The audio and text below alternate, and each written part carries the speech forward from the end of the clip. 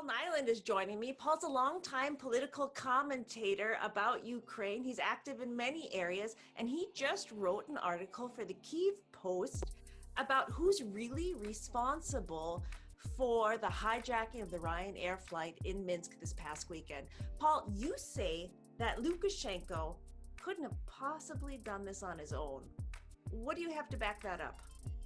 Since Lukashenko tried to steal the election back in August of 2020, what he's done is he's transformed Belarus into basically a client state of Russia. We know that Putin's support, be it financial support or political support or support in terms of helping create new propaganda within Belarus, it's only because of Putin's support that Lukashenko still has any authority whatsoever. I mean, it's an illegitimate authority, obviously, because he's not a legitimate president. It does seem like a one-sided relationship, though. Lukashenko seems to feel like he's also in danger. Is there a chance that Putin is instrumentalizing him to test the EU and the West's reaction? Yes, that's very much one of the things that Putin is trying to do. He's trying to test the West through Lukashenko's actions, because he's always doing that. The way that Vladimir Putin works, and we've seen it in the war in the east of Ukraine as well, like he ratchets things up incrementally. So when the war began, with troops that were on the ground being not clear as to who they are, where they come from, and Russia creating a lot of smoke around that and denying that they're Russian troops, so that was done in that way so that there wasn't a swift response from the West. But now there's overwhelming evidence that there is a lot of Russian military activity in eastern Ukraine. We've come to a point where people just kind of know that and accept it, and that's the way that it is, right? So yes, Vladimir Putin is testing, but I want to answer your other point as well that you made about Lukashenko being in danger. He is very much in danger. Putin has already lined up the succession plans, because he knows that the Lukashenko's position is in the long term untenable, and so what Putin is trying to do is he's trying to engineer other ways in which Russia will be able to maintain control over Belarus. Many are saying, and you said so in your article, that he would have never done this without getting the nod from Moscow. Other observers have also pointed out that Lukashenko simply does not have the resources to observe dissidents outside of Belarus, and he has to rely on perhaps Russia's infrastructure. Do you agree with this takeaway? But I've read the same as you've just said, that simply they don't have the resources to be monitoring people and following them overseas, which was what happened in Athens airport prior to the plane taking off and it then being diverted to Minsk. There's a lot of good commentary on the likelihood of Russia's role in the instruction to divert this Ryanair flight to Minsk. One thing is that the air command of both Russia and Belarus is completely integrated, and so there's no way that, and this was a comment by General Ben Hodges a couple of days ago, that there's no way that Russia wouldn't have known, right? There is no hard evidence yet of exactly whose idea this was, or who ordered it, or who knew about it. But there were 3 people who got off the plane in Minsk. They didn't travel on to Vilnius when the rest of the passengers were allowed to go. We're likely to learn in the coming days. I mean, they could release the passenger manifest tomorrow. We'd know exactly who those people are. And then a group like Bellingcat, for example, that does great work in identifying, for example, the people who poisoned Alexei Navalny, the Russian anti-corruption campaigner. Bellingcat have identified those people, who they were, how they traveled, the false identities that they used, and all the rest of it. So we're likely to learn things like that in the coming days, I would imagine. But all of these things have this plausible deniability that the Kremlin likes to operate on. And that's something actually that I love to take on, because the deniability from Russia is just no longer plausible.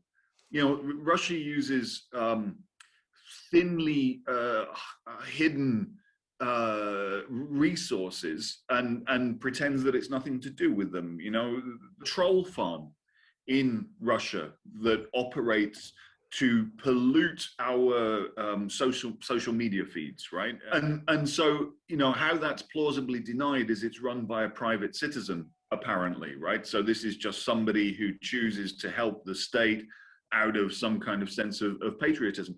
But that particular private citizen who runs this troll farm in St. Petersburg, where does his money come from? It comes from the Russian state.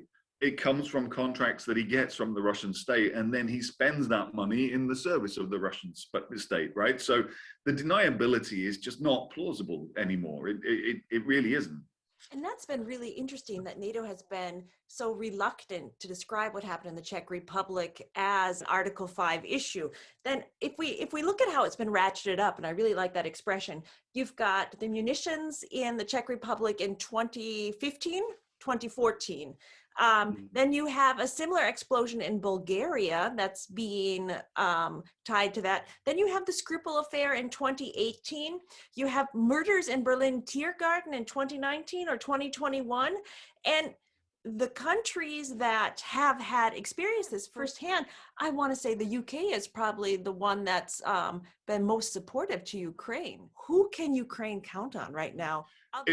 Going back actually to the case of the blowing up of the arms depot in the Czech Republic, what was an interesting element that we learned as we learned who was responsible for that. The reason why those arms dumps or arms depots were blown up is because they were shipping weapons to Ukraine. So this was a Russian operation to stop Ukraine from being able to defend itself. In the case of the UK, yes, the UK has been very, very supportive of Ukraine. But when you talk about the Skripals, and again, it's another good example to use to talk about this plausible deniability and why it's not plausible. So when Bellingcat identified the people who were responsible for carrying out the poisoning, the head of RT, the Russian propaganda network, which operates internationally, brought these two people onto the show, and they sat there and they said, we were just tourists. We were just visiting Salisbury Cathedral, right? So two members of the Russian security forces traveled twice to Salisbury, and one was a dummy run, the second was the actual poisoning. They're identified as, they are GRU officers. They bring them on TV and say that they're, tourists. They were, sports supplement salespeople. Like, this is the degree of contempt that Russia holds the rest of the world in. They'll spin these yarns, they'll tell these tales, and they expect people to somehow believe that as potentially a credible alternative explanation of what we know that they're actually doing. Considering all this, though, Germany is not ready to stop the Nord Stream 2 project. Mm-hmm. The United States just dropped sanctions. It makes me wonder where the red line really is. So I was actually just listening to a call right now where Nord Stream 2 was quite a topic of conversation, and several people were saying that this is a misstep and a sign of weakness from the Biden administration. Biden's explanation is that he thinks that Nord Stream 2 is important to Germany, which is the arrival point of the pipeline, and that the US isn't going to get involved because it wants to keep business relations with Germany. It's an ally, it's a friendly country, et cetera, et cetera.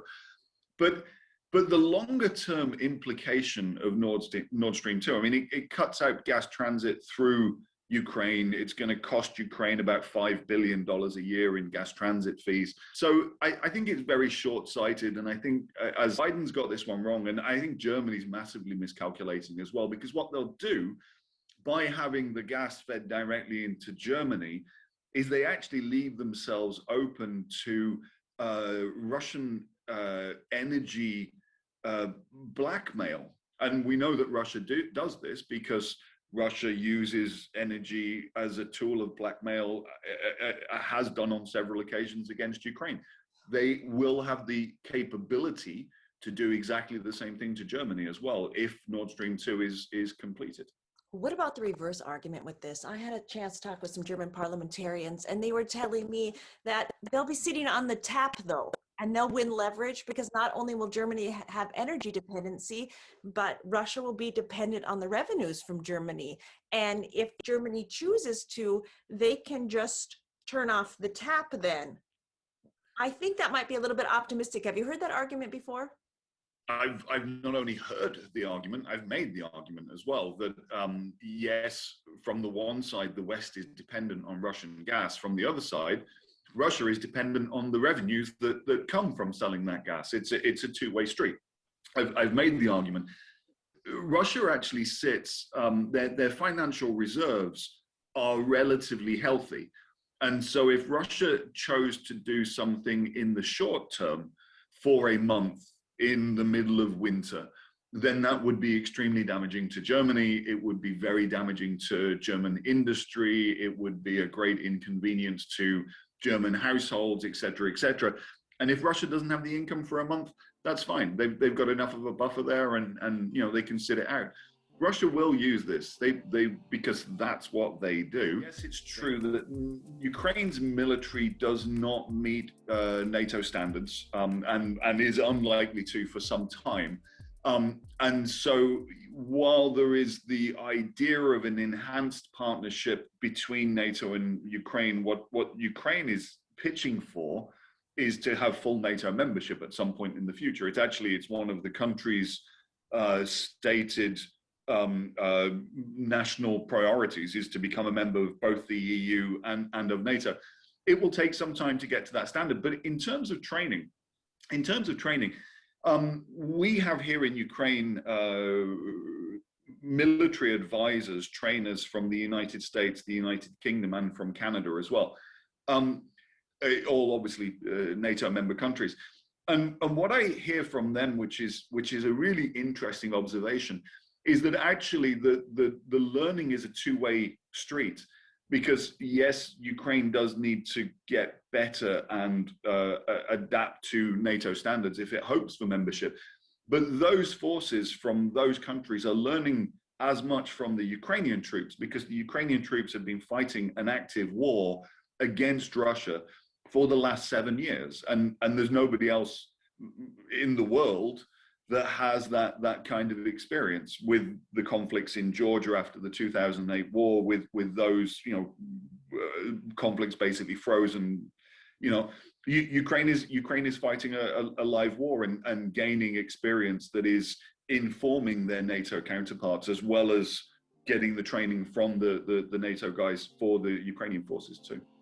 Paul, I really appreciate you taking the time to visit with me. Yeah, I think it's great that people are taking an interest in these kind of questions that you're asking. And, Carrie, I'm always happy to talk to you and right. It makes it more accessible, and most of the people are between 13 and 30. And these are the people that are going to make a difference here in Ukraine. These are the people, not just in Ukraine, these are the people who are going to make a difference tomorrow, in a decade.